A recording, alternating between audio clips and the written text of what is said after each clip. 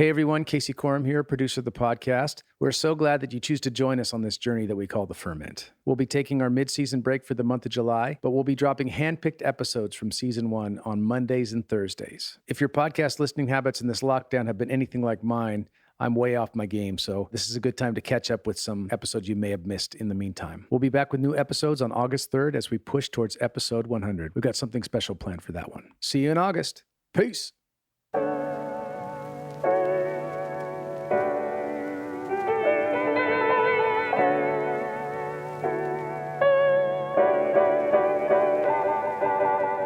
Any spaces of power, I think, can tend to be more male-dominated. So in those spaces, it's a dynamic I've seen, whether it's in church or in like the corporate law world. Yeah, you are clearly there. The women in those spaces can make themselves a little bit smaller. There's some harm that we take on when we do that. When we make ourselves smaller, we miss out on giving all that God has put within us, the deposits that God has put within us to give. And this is something, honestly, I still struggle with this in plenty of spaces of my life, including worship leading. But I think that that's been a journey God has had me on, is encouraging me to freely occupy my voice, freely like bring all of myself to a space, and then sit in and use the authority that I have. So as a worship leader, we have tremendous authority in a space, and I think that God would have us not be afraid to use it, and like not be afraid to take up room, and not be afraid to occupy your voice and the distinctness of your voice. The Ferment. You're listening to the Ferment Podcast, conversations about worship and transformation. Today's guest is Tina Colón Williams. Tina is an accomplished vocalist, worship pastor, and immigration attorney.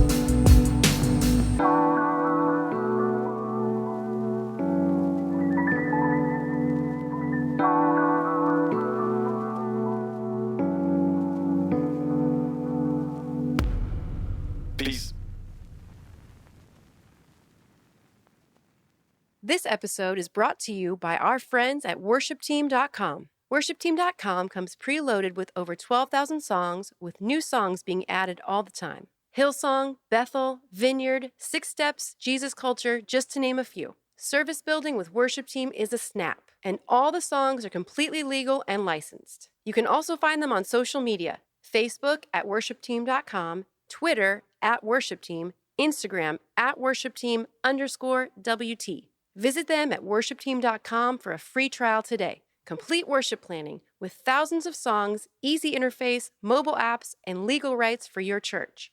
All you need in one place, worshipteam.com. Hey, everybody. I am with a very special guest today.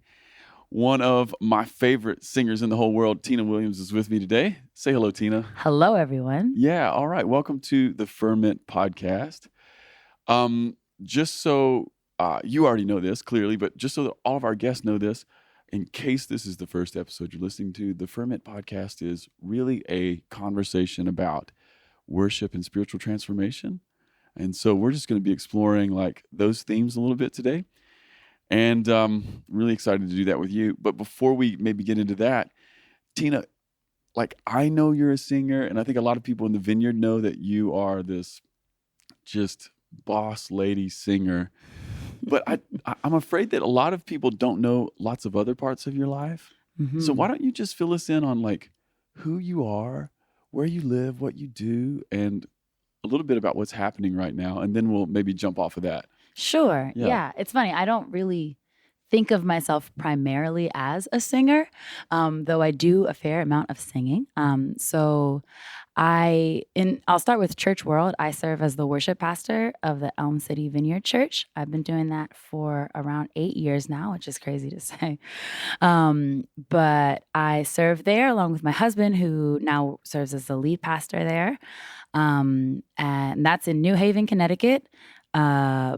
Before that, I was a student. I went to school at Yale University, studied political science, ethnicity, race, and migration, then decided to go to law school at University of Connecticut. So now my day job is actually as a lawyer. I work as a humanitarian immigration lawyer, and I do removal defense immigration work. Oh my gosh. Part-time, somehow. How do you do that part-time in this political climate. It's challenging. So flexibility is key. So some Yeah. weeks it's got to be full-time, but other weeks I do things like take the whole week off and go to, Speculator, New York for a Vineyard Worship Leaders That's retreat, it. which is where I am By right the now. way, for those of you who are listening, we're in Speculator, New York right now. I don't know where we're at. It's all pine trees. Deep woods. Deep woods. That's right. So how do you balance all that? Sometimes I don't. Because I know you're a mama as So well. yeah, that was going to be the third sort of aspect of my current identity, which is as a mom, which is new for me. I mean, the last worship leaders retreat that I went to was about a year ago, and I was a week away from giving birth. So this is brand new. She's almost a year old. Her name is Zoe. She's super sweet. She's with me here. But yeah, I have this sort of, I mean, I know a lot of people talk about being bivocational. I guess I'm trivocational with ministry and this call to law and doing social justice work and also being a mom, which is not really fitting neatly into either of those two categories. It doesn't, does it? Right. Yeah, Amazing. it's everything. It's all Well, over. high fives to you straight up. Thanks. Okay, hey, before we even get maybe to the center of the podcast, I'm really interested in your social justice work as a lawyer. Yes. Okay, how did you get there? It's interesting. It started with ministry. Okay. So I, in college, was not sure what I wanted to be when I grew up, as I'm sure many people can relate to. But It's funny how much pressure we feel, right? It's like, what are you going to do? What are you going to do? Right. What are you going to do? When are you going to decide? Right. And then I think it can feel even more intense in this region in the Northeast, especially in some of the more high-powered colleges, like the school that I went to. Everybody was always doing something fabulous. So for the summer, what are you doing? Oh, I started a nonprofit this summer. What did you do? And you're like, well, I was at home. So one summer I joined up with this organization that did ministry work in inner city San Francisco with kids who were in gangs. And so we basically did Bible studies. One Bible study on Wednesday night for one gang, and then another Bible study on Thursday night for the rival gang, because you can't have them together because they're rival gangs. But another thing that this group would go visit kids who were in juvenile detention who didn't speak English. So it was a lot of Spanish-speaking volunteers. Most of those folks are actually immigrants. Some of them were undocumented immigrants. And we would visit the kids who didn't speak English, all of whom were also undocumented immigrants who came here by themselves. And so that was my 101 to the U.S. immigration system. And so that just got in your heart? Yeah, I heard some horror stories and saw sort of, I guess, what I saw in the context of ministry was how laws were dictating what people's experience of life and sort of shrinking what they could see and how they could live. But most of those folks didn't have people who could navigate them through it. So didn't really understand what was happening to them, even in the criminal process some of these kids were in.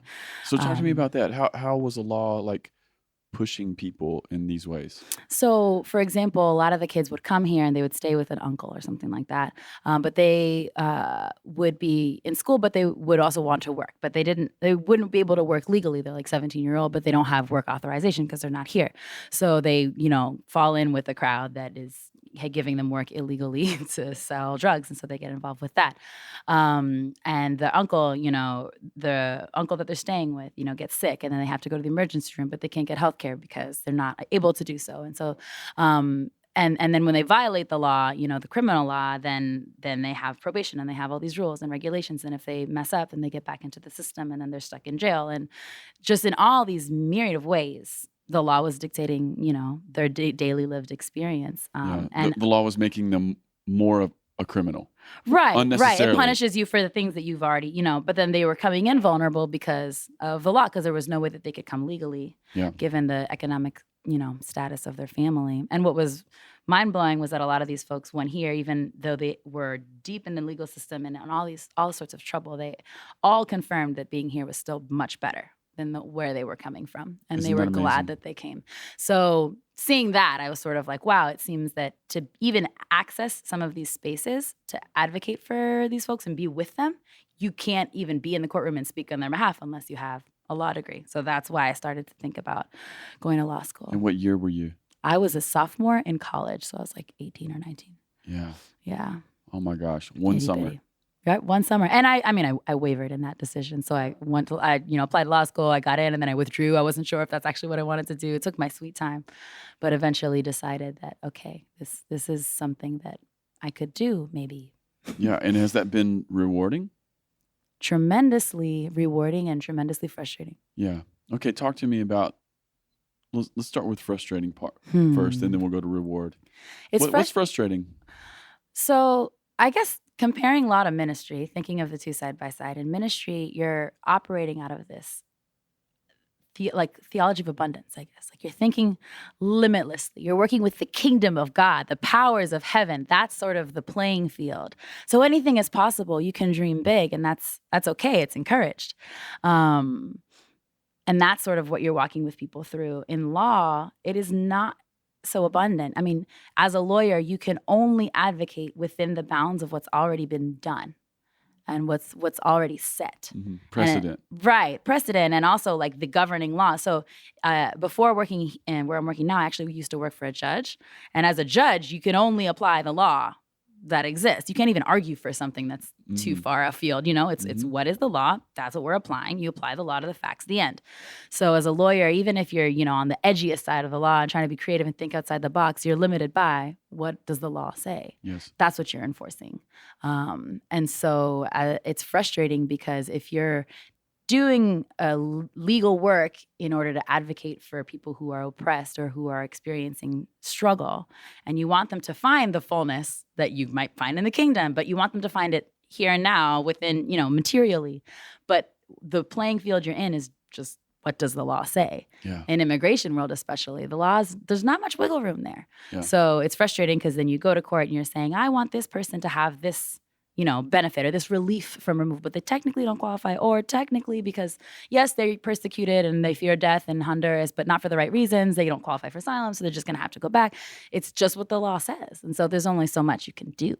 So, yeah.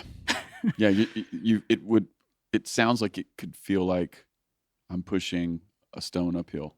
Sure, yeah. And sometimes, especially these days, it feels like the stone is getting bigger. Yeah. Every day. Yeah. But at least you're with people, right? Yeah, and that's where I see the kingdom flourishing, even in this frustrating field. You're with people. Is that the good stuff? I think sometimes that's the good stuff, right? Yeah. Even after someone goes to court, has a whole trial, and then because of the law is what it is, their case gets denied, and then they're facing not very many great options. Yeah. You're still with people, and you know that they didn't have to go through that alone. Yeah. And when they were telling their heartbreaking story of trauma in their home country, they had somebody with them who heard that story, who gave dignity to that story, who honored them throughout and made sure that they felt seen and not like an invisible non-person. Yeah. And that matters too. Yeah.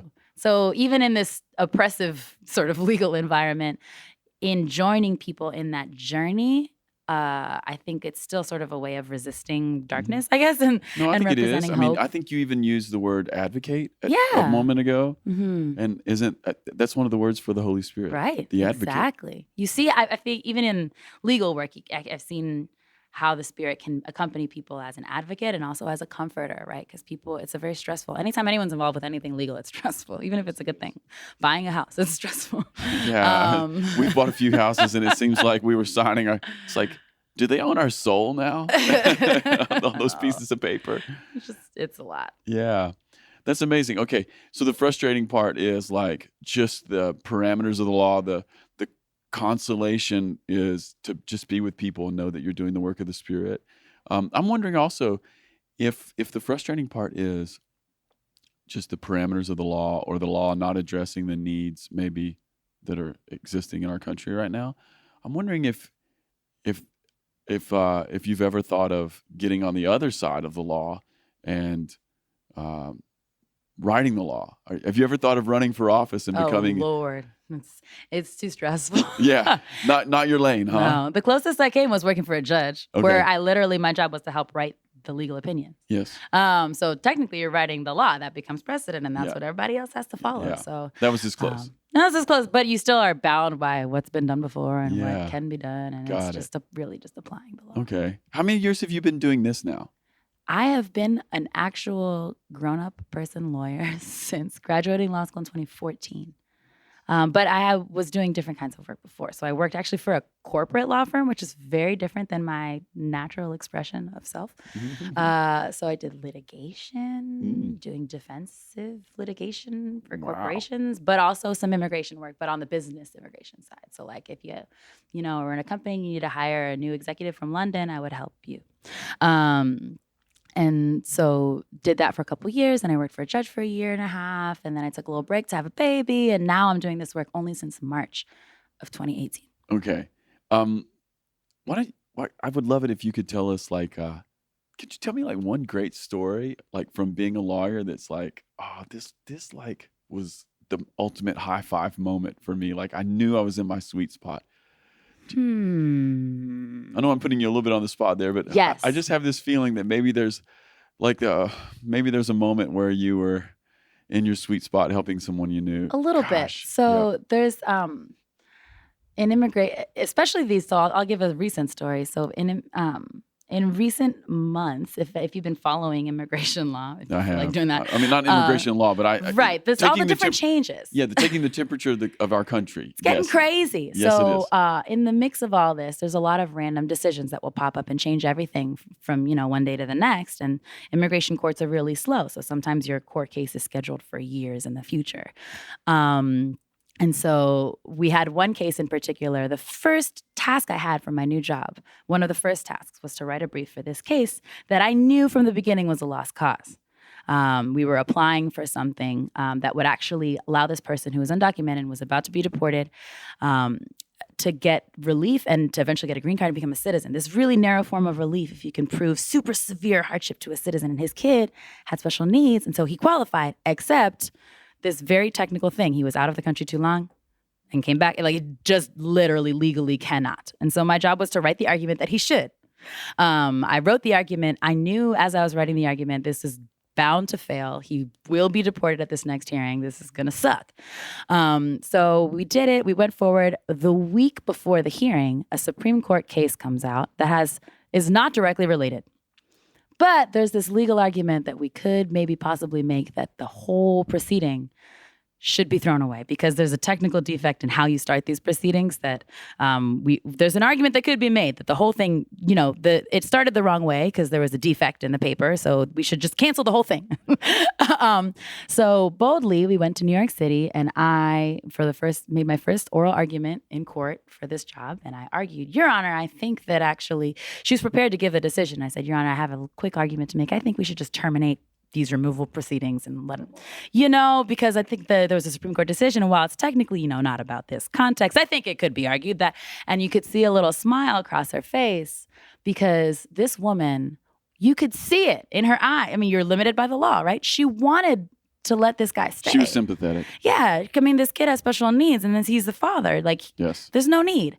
But the law says she had to let him go. And so this was the one little window. Come on. Where, this was the little bitty avenue that we had. Because another alternative we were arguing, there was an opinion by Jeff Sessions that just took that option away. So it was like getting narrower and narrower. This was the only way. And so she granted it. She terminated the proceedings. He was no longer being deported. We celebrated. We had snacks. It was really great. 2 weeks later, she issues a letter reopening the case saying, okay, there's a lot of disagreement about how this law can be interpreted. We have to have another hearing. Yeah. And this was, we were feeling a little bit hopeless again. So I went there again, was prepared to make the argument. Before I said a word, she issued her denial, unfortunately. And it's like a bittersweet story. So she denied our request. She had reopened the proceedings, and she had every legal authority to order his removal that very day. Yeah. And she, in a strange turn of events, was like, all right, I'm going to give you one more hearing. Looks like the next available date, oh man, this calendar's really full. The next available date is March 2022. We'll see you in 2022. And the government is like, Your Honor, you already had the hearing. Why do we need another hearing? She's like, well, who knows what the law will be in 2022? And then we went home. That's kind of an awesome story though, right? Right? Yeah. I mean, your first oral arguments in front of this powerful judge in New York City, and you win, then you get called back and you get denied, but the judge has some sort of moral fiber in there that is sympathetic to the needs of the least and the lowly. Yup. I'll take it. I count that as a win. That's a win. Right. Within the limits of what can sometimes feel like an oppressive law, there's the little bits of resistance you can give. Yeah. No, So I got to be part of it. that's a win. Dude. Yeah. That's a total win.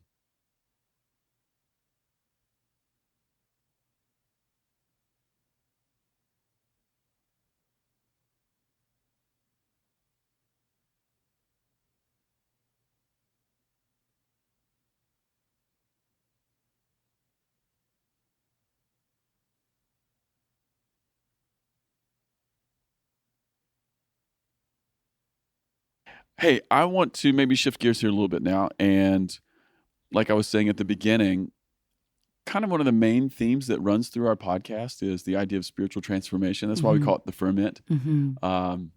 And I'd be just very interested in any story that you'd like to share that is kind of in the vein of I was this and then something happened or Yeah. something got in my life and then I changed or something changed in my life. Yeah. Like, I'd love to hear a story of transformation Sure. from you. Yeah.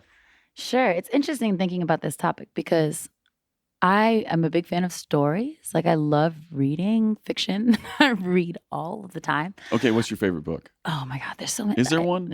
There might not be. Okay, You know, a favorite book. We'll A just do that favorite, real quick a as an favorite. interjection. See, even then, just recently I read a book called Homegoing Okay. by Ya Gyasi. Yagyasi, something That's like just that. fun to say. Yeah, I think she's a Ghanaian author, and she writes these stories about these different generations of two twins, one of whom was sold into slavery and one wasn't. Yeah. And she just keeps And- following them. Yeah, generation to generation, kid after kid, and to the present. It's a really good book. Amazing. Yeah, everyone Okay, should there read. you go, kids. You Quick have plug. you quick plug, and you have some reading. Some winter reading. Yeah. Okay, but you're just thinking about that story, Right. or So some- thinking about, I love stories, and as someone who loves books and stories, I can really love a good dramatic story. And so, part of me wants to have a really good examples of some really dramatic. From one day to the next, I'm a new person. I once was this, but now I'm this because of a one-time miracle. And I've heard so many powerful testimonies that are like that, and they just always remind me of how powerful and amazing God is. I think that sometimes in the nitty-gritty day-to-day life, transformation doesn't always feel like that, in my experience. Yeah.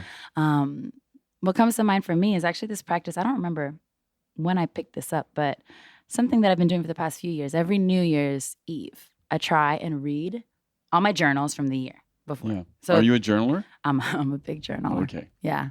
You're a processor. I'm a processor in writing, more so than an external processor. So, but I will sit down and take the time to read through all my journals from the year before, and it's interesting. Every year that I've done this, it's an interesting process because I start reading my journals and it's very disheartening because I start reading and I'm like, wow, all the things that I found so difficult that I'm struggling with, all my sin issues from the past year are the same. I keep circling, back to the same issues. And so I start this process and I'm like, I haven't changed at all. I'm just stuck. But as I read, even just reading my journal entries from the beginning of the year to the end, every year I surprise myself by the time I reach the end because I don't realize that I'm changing, but I am. And when I go back and I see, even just the way that I take in hardship, the way that I process difficulty, I can see myself maturing on the page. Yeah. And then at the end of the day, I give, praise to God because I am growing. Yeah. Even if I'm growing what feels like a spiral, like going deeper and deeper in circles, but still moving, Yeah.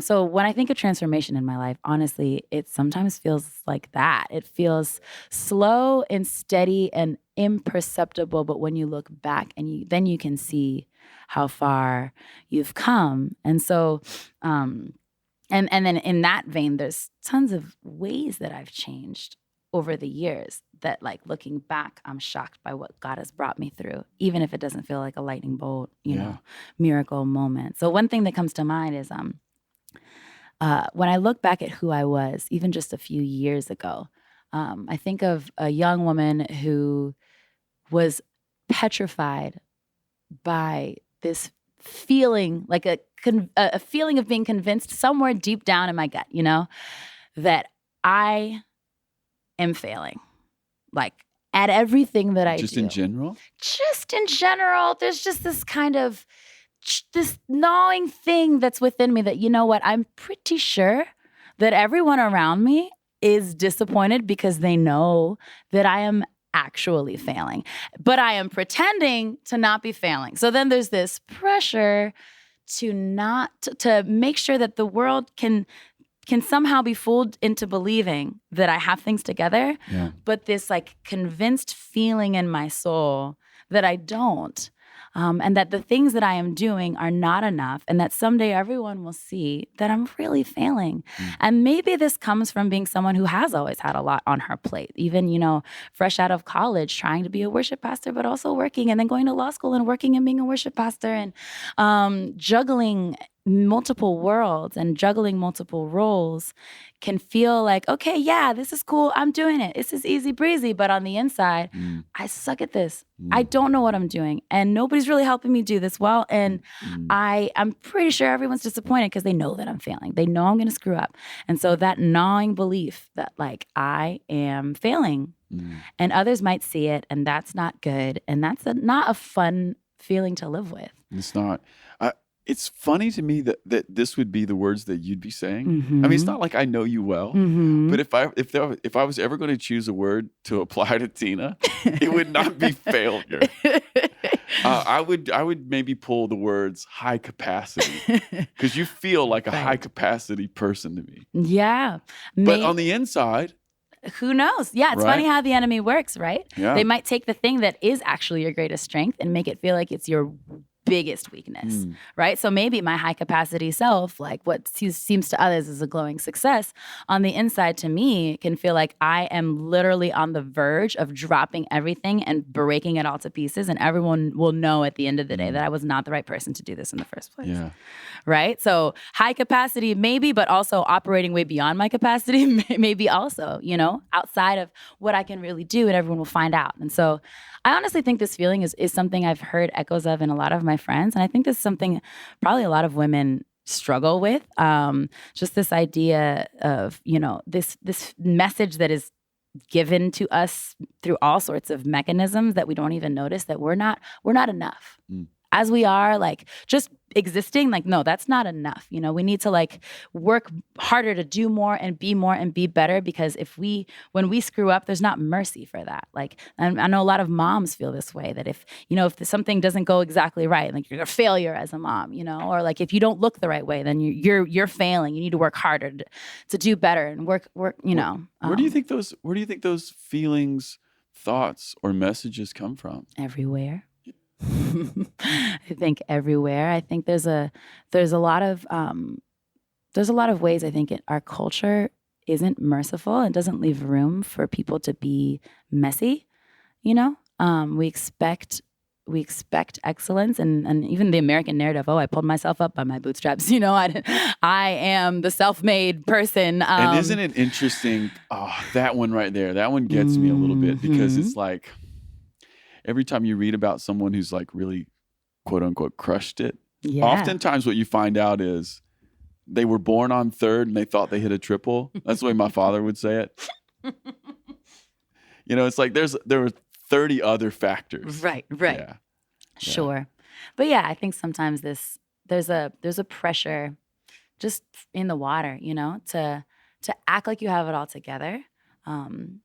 And maybe it hits heavy. I'm sure it hits heavy on everyone, I'm sure, but for women more, just because there's more things that we often are expected to juggle. Like, you got to be especially if you're a working mom, right? Like a mastermind at home, and you got to be great, at what you do, and you just have to not complain too much, because otherwise you're being dramatic. And so yeah, I think there's all sorts of ways we internalize pressure, and I know that I've fallen prey to that tons of times. Yeah, and so you've read your journals though, and you're beginning to see some change. It's funny, like, and the change is not necessarily, I think the change is different than what I would have wanted. I think when I think about the stuff that I have struggled with in my life, right? Feeling this bent towards shame, like being quick to feel ashamed that I'm not doing well enough or not doing enough or not handling my life well enough. And surely others will find out this idea.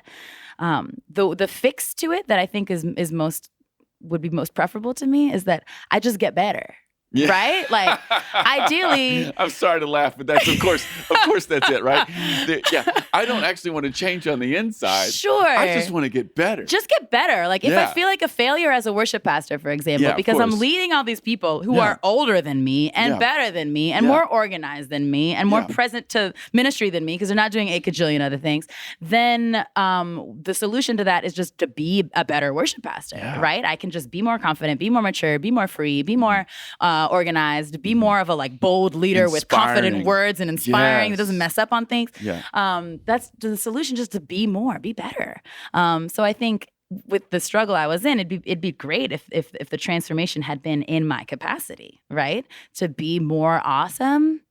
And then you don't struggle with guilt or failure or shame anymore because I'm just a better, more awesome person.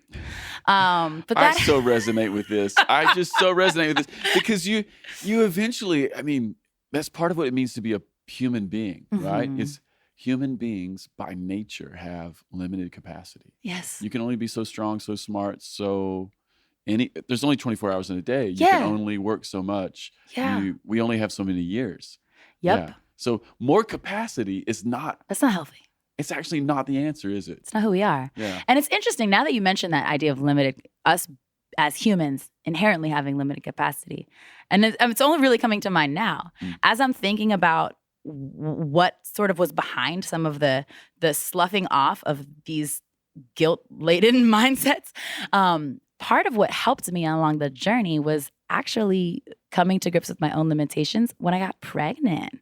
So during my pregnancy was when I was working for a judge, right? So I was in this super high-powered job. I was super busy. I pulled more all-nighters in that job than I did all through college and law school combined. I was working really hard and, pastoring hard and doing occasional gigs in New Haven and New York City. Like, I was all over the place doing way too much. And I was getting increasingly large and increasing. And that's a good thing. Yeah. Baby's healthy. That's right. But also I was exhausted. Yeah. So every day I found that I was taking like a 30-minute nap at my desk with like the door kind of cracked, trying to act like I'm working. I could not. Like, so while as much as I would wanted to put pressure on myself to just do better, do more, as my pregnancy progressed, I realized like I can't do more. Actually, I can only do less. I can only like just come to grips with the fact that my body cannot. I cannot. And so that coming to grips with my own limits, I think, was probably part of what God has been using to grow me out of this mindset slowly but surely. That's wonderful, though. Yeah. I mean, that is spiritual transformation. Yeah. To wake up to your own capacity. Yeah. So when I think of what is the end point, which I'm clearly not, I'm not there yet, but the end point that I'm headed towards and have been on this journey towards is, instead of, the journey of transformation being one where I just get better at everything, I think the journey of transformation for me has been one where I am learning to accept who I am in the eyes of God, which is as enough, right? Beloved. Just beloved and enough. And including that, right? Accepting that, you know what? I'm not good at a lot of the things I'm doing. I'm not the greatest. I am not capable. I'm not put together. I'm actually very scatterbrained and forgetful in 1,000,001 ways. Maybe I'm not good enough at the things that are on my plate all of the time, but I am enough, right? So even if I'm not good enough, as good as I would want to be, right? I am most certainly enough, and increasingly becoming comfortable just accepting my own limitations with my capacity, with my time, and with my skill, and embodying the space that I'm in with the confidence that comes not from being awesome, but from being loved. Amen. That's so beautiful. I think that's really, really beautiful. And even going back to what you were saying a moment ago of like reading your journal and realizing that in the course of a year, things change. It's like imperceptible. Mm-hmm. And dealing especially with these big emotions of like guilt or shame or like just confronting your own capacity. These are all ideas that are deeply connected even with sort of the controlling metaphor for this podcast, which is fermentation. I think I told you, like, my family and I, we make wine. Yeah. Okay, so when we come in and we bring the grapes in from the vineyard and we crush them, and there'll be the mash in this big macro bin. It's like a big container, and it's all in there. And then my brother-in-law, Justin, will add the yeast into the mash. Well, the yeast disappears. And you could look at that for the next 10 hours, and it looks like nothing is happening. Yeah. Right? But something is happening. But you just didn't know it, right? Yep. And then you come back a day and a half later, and the thing is like boiling with something, you know? That's good. Yeah. I think there's just a lot of the spiritual journey where it's like the beginning phases of it or the dailiness of it or dealing especially with things like guilt and shame and pressure. Oh my gosh, that's the slow process of like soul fermentation.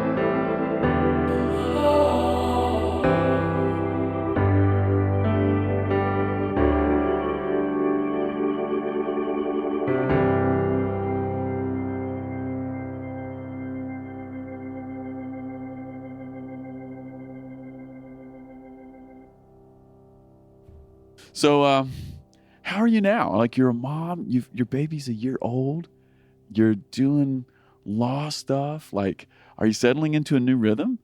Yeah. It's funny. I was scared to have kids for a while.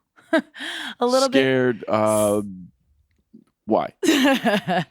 Well, I think part of what I thought, honestly, was that, I mean, I've always been someone who's juggled multiple balls in the air. I think because I have a multifaceted calling, right? It's to do ministry. I think that's part of what I'm called to do, but it also is there's this justice urge in me that will not be satisfied if I don't do something like in the practical side. I think that's where the law comes in for me. There's this thing with music that's a little bit different than the general call to ministry. So there's this multifaceted calling that I've had, and I've always been a busy lady. So I think I'd been thinking about children as yet another ball to juggle. How in the world do you do that? I got to drop one ball to pick up the kid ball. And like, how do I keep those in the air? And I think the process of motherhood has been a really grounding one for me, where I don't think my daughter is a ball in the air that I'm juggling. Yeah. I think there's this sort of centering and slowing of identity that I've had to step into with this sacred task of keeping a life alive and cultivating life in my home. And that has been a really like grounding one for me and really helpful in putting into perspective and order all the other things that I have going on. So technically, I currently have more going on than I ever have, right? I am more busy with more intense work to do on a day-to-day level. This immigration job is new for me. So there's more high stakes. There's like more stressful situations. You'd think it'd be a breeding ground for some of the same stuff that I've been struggling with, of feeling like I'm failing and feeling like I'm not enough and feeling unworthy. But I think it really is a testament to God's slow and steady transformative work in my heart, combined with this unique sacred stage of life that he's brought me into, that I don't feel the same despair at myself, but more I can sort of, I don't know, like there's more of a sense that I know in a more settled and deep place in my soul who I am, and who I am in relation to God, which is itty bitty tiny, one little small piece in this whole thing. And so, yeah, where it feels like there's chaos, or where it feels like things aren't working out, or I'm not really operating as my best self, there feels like I'm more clear on the perspective here, that I'm not the central actor of the story. So I can be a bit of a mess, and I can be a bit of a failure, and I can sit and cry and weep and not feel ashamed that that's where I am.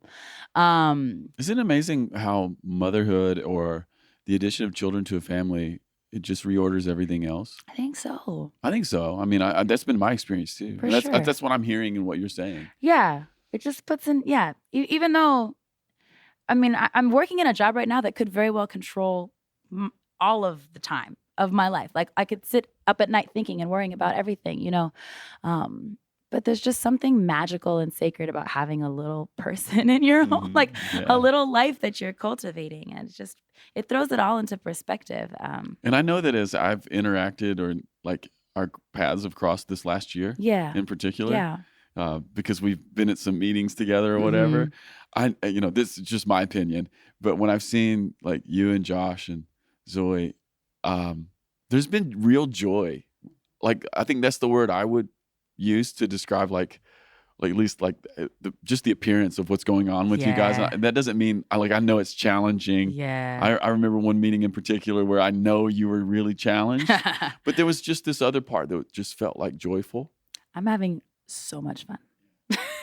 I mean, there's all sorts of ways that like this current season of life has been super wonderful and magical. I think there is something about children that draws out this wonder. I mean, you see how kids are absorbing the world through these eyes of wonder, and like everything is new and everything is magical. And like Zoe will stare at a chain link fence and be like, "This is amazing. What is this?" It's just unlimited curiosity. Right. Everything is a wonder. And it's true. I mean, the world is a mess, yes. And we suck as humans, yes. But it's also wonderful. Yeah. It's not the only truth. Right. Yeah. And so I think kids are helpful because they remind us of that. Amazing. Yeah. Hey, I want to maybe shift gears again here. You and I were chatting before we turned the little podcast recorder on a few moments ago. We were just talking about you as a powerful female worship leader. And I would just love for you to say whatever you want to say, maybe to the women worship leaders in our movement. Yeah. But not just in the Vineyard either, because there's going to be lots of non-Vineyard people who listen to this. And what would you say to women who are leading worship, maybe who are coming up or who are in a worship leading job? Like, is there a word of encouragement or something from your own history that you could just you could give that I just clearly cannot give? Sure. It's so needed, I think. Yeah. Lady worship leaders out there everywhere. That's right. Listen to me. I think what comes to mind right now, if there's one thing I would want to say, it's that I would encourage us to not be afraid to occupy our voice. Like, fully occupy your voice and take up space. I think there's something that happens, this dynamic that we don't even notice. And I as I was, coming up as a worship leader and leading worship in more spaces, not just our church, but sometimes, in like regional Vineyard things, I would notice that my number one instinct is to let me try to make sure I'm not taking up too much space or get out of the way. And there's this sort of question in the back of my mind that would entertain, I think, for a little too long, of, I don't know if I'm overstepping. I don't know if I'm not sure. And so in that place of uncertainty about whether I can really occupy a space or occupy my voice, would make myself smaller than I need to be. And I think this is a dynamic I see in women in various spaces that are more male dominated. Yeah. I know every movement is different. So some worship movements, the worship leaders are not mostly male. I know in Vineyard, I feel like it can feel like there's a lot more bros. We're the ones I with would the say we're most, probably a little bro. probably a little bro-y, like We a little are. leans bro-y. It leans bro. And then and I know in several any space of power, not just worship leading, it is a space of power. You're commanding authority over a room and telling people how to sing to God. But any spaces of power, I think, can tend to feel more male dominated. So in those spaces, it's a dynamic I've seen, whether it's in church or in like the corporate law world. Yeah, you are clearly there. The women in those spaces can make themselves a little bit smaller. And I think there's some harm that we take on when we do that, when we make ourselves smaller to try to, make sure we're not, we're getting out of the way. I think we miss out on giving all that God has put within us, the deposits that God has put within us to give. And this is something, honestly, I still struggle with this in plenty of spaces of my life, including worship leading. But I think that's been a journey God has had me on, is encouraging me to freely occupy my voice, freely like bring all of myself to a space, and then sit in and use the authority that I have.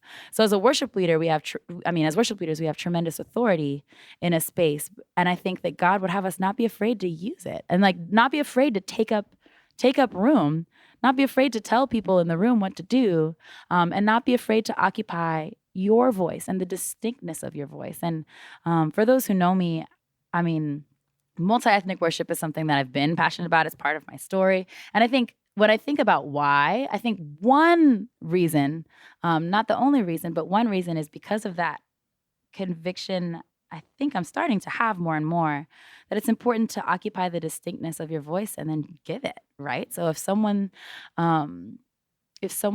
natural expression of music is, it sounds a certain kind of way, but you're like, oh, but the dominant voice feels different. So maybe I shouldn't, maybe I shouldn't sing the way that I sing, or maybe I shouldn't, lead the way that I would want to lead, but try to mold it to fit the space to make more room for whatever the dominant thing is. I think that's something women do all the time in all sorts of ways.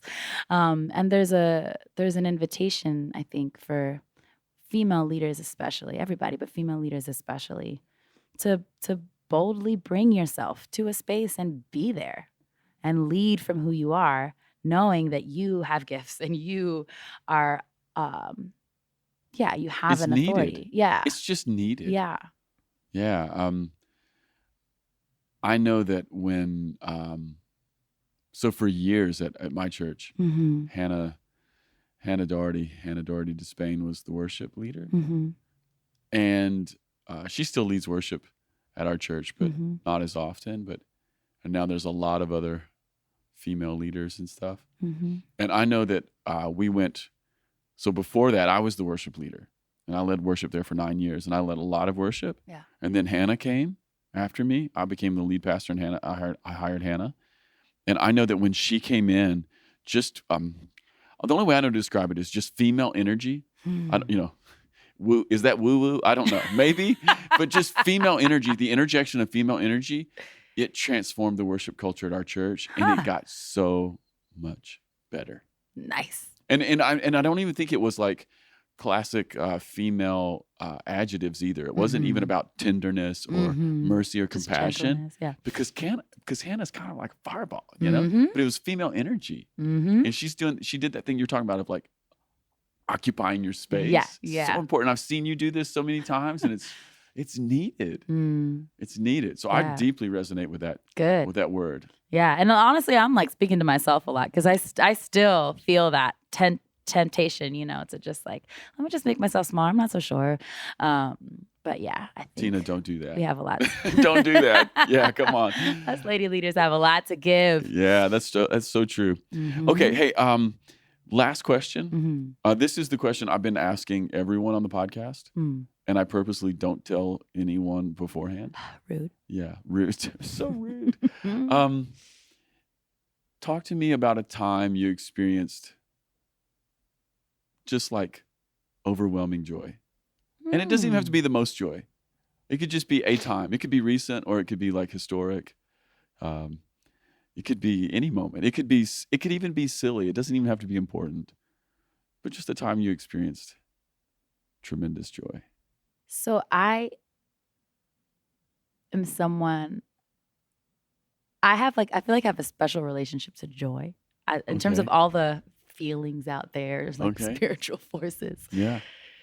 Joy is something, I don't know. I just really resonate with the scripture that talks about like the joy of the Lord is my strength. Yeah. Like, I think joy is really helpful to me. Yeah. And I think I grab onto it in a lot of ways. And so I think, well, as much as I'm digging in my mind right now for like a really epic story, I like deeply enjoy food. Like, no, that is awesome. Yes. Like Are you kidding me? The last time, like there was this one time, I really love key lime pie. I'm from Florida originally. Okay. And I really love key lime pie, and you can't find it in Connecticut.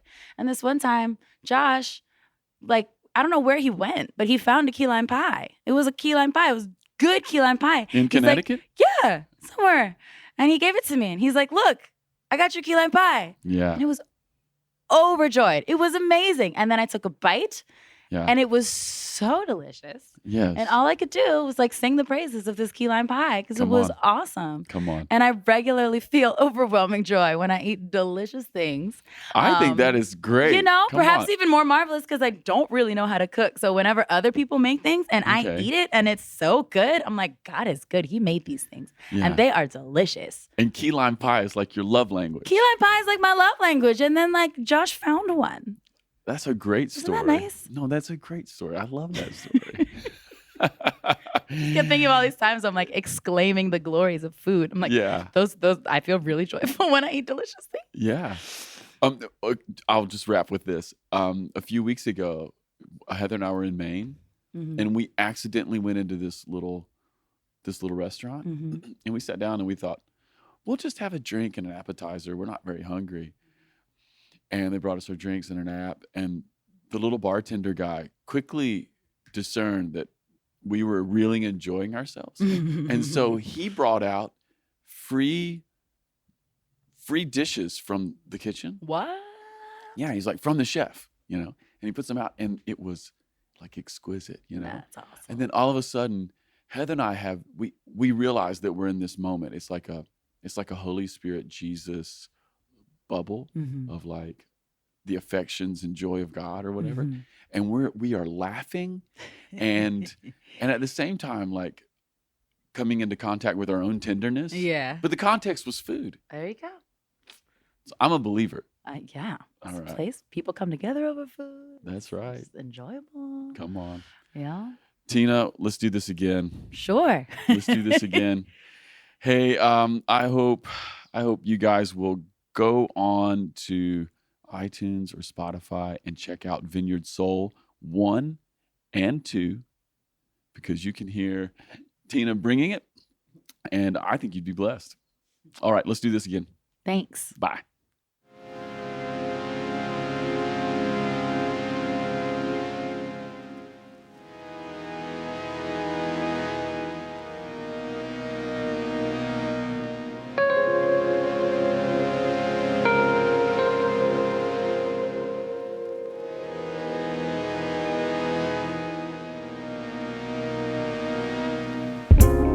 Hi, everyone. This is Melissa Keller, Events Director for Vineyard Worship. If you've been enjoying the podcast, I've got a couple of ways you could really help us. First of all, review the podcast on iTunes or the podcast platform of your choice. This helps more people find us. Also, connect with us on social media, Instagram at The Ferment Podcast and Twitter at FermentCast. Thanks for listening. See you next time.